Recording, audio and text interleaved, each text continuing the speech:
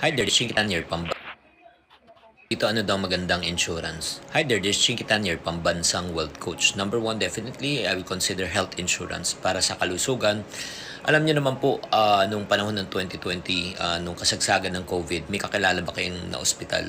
Magkano po ang hospital bills? Pinag-usapan natin, hindi na bababa ng 200,000 pataas.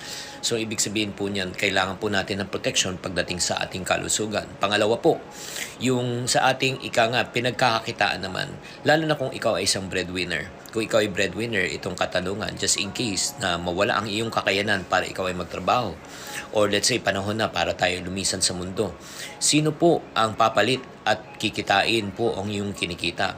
The best way for you to be able to protect your loved ones is buying what we call as income replacement fund. Ano pong income replacement fund? Ang ibig sabihin po niyan, just in case na mawala po ang breadwinner, kung ano man ang nawalang